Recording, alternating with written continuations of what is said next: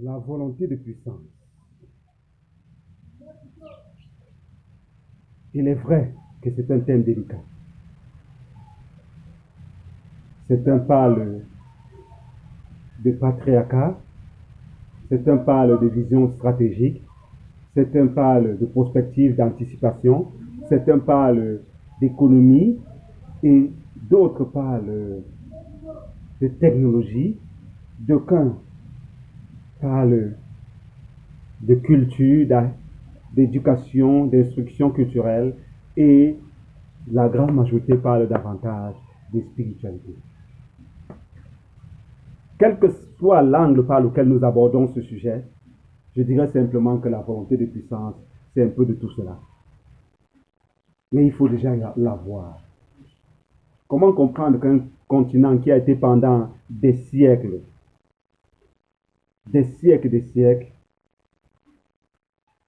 d'aucuns parlent des millions d'années, d'autres parlent des centaines d'années, d'autres parlent de plus de 20 siècles, je n'en sais pas grand-chose. Ce qui est sûr et certain, c'est que l'Afrique a été, des siècles bien avant, le centre de la civilisation mondiale, bien avant que d'autres civilisations n'arrivent.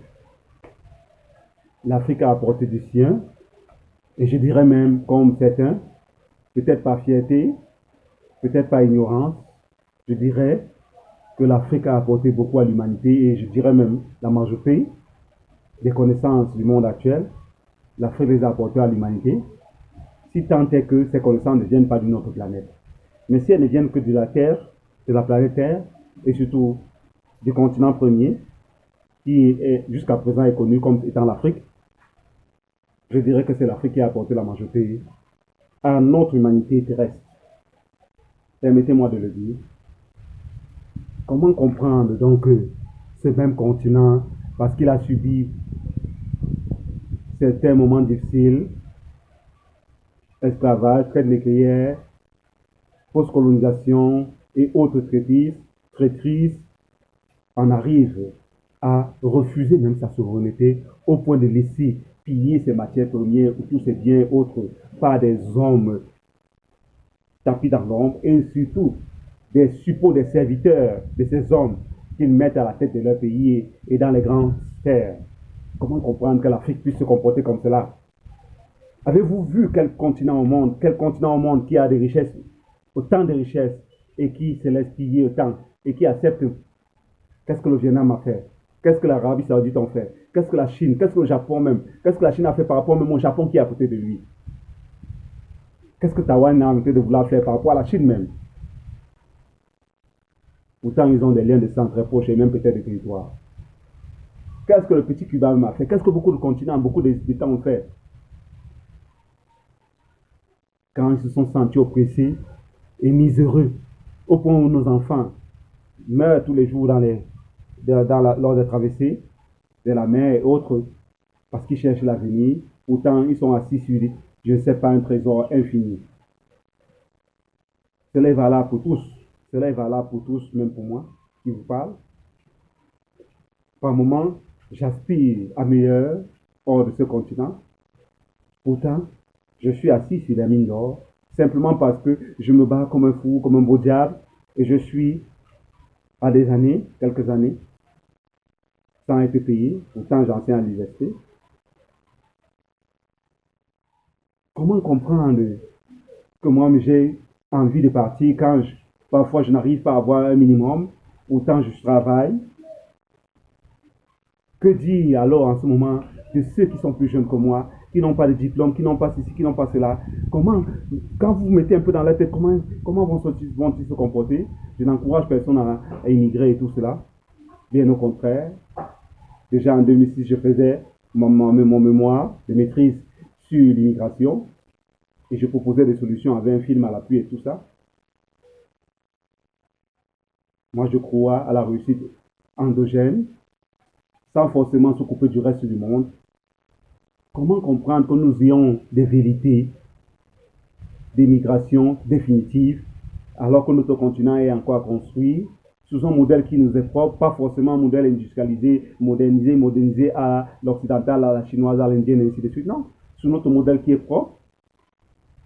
Je prends un exemple simple pour finir cette parenthèse.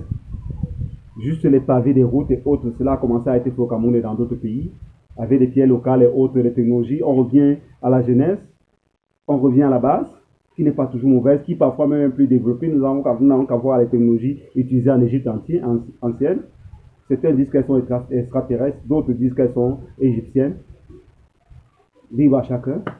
Mais simplement, ce sont des choses qui sont faites par le passé et qui reviennent à l'ordre du jour et qui sont très utiles, très efficaces. Regardez, je vais jeter une fleur qui est méritée au Japon et à l'Allemagne.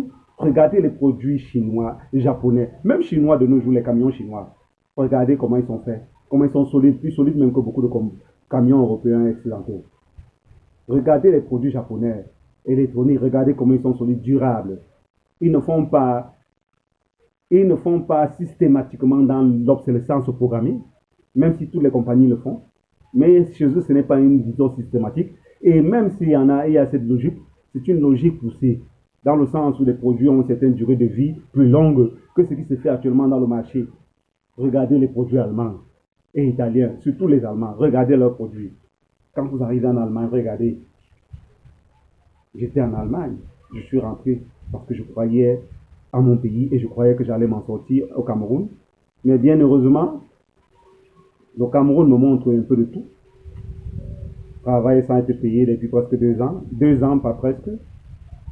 Monter, descendre, ainsi de suite. Je ne parle même pas des autres tracasseries. Pourtant, en revenant, je me disais que mon savoir va servir à mon pays. Regardez les produits allemands, regardez l'Allemagne quand vous y arrivez. Regardez comment ils travaillent sur la durée, ils travaillent par le provisoire. Sous prétexte qu'il faut créer d'autres marchés, il faut renouveler le circuit, la chaîne de business. Non, ils savent que le business est éternel, il y aura tous des business, même sur ces infrastructures à longue portée, il y aura des entretiens, il y aura d'autres frais, il y aura même des nouvelles infrastructures qui vont naître là-dessus. Bref, nous devons avoir une vision prospective, nous devons avoir l'imagination créatrice et non une imagination purement synthétique de suivisme et autres. C'est ça une des parties de la volonté de puissance.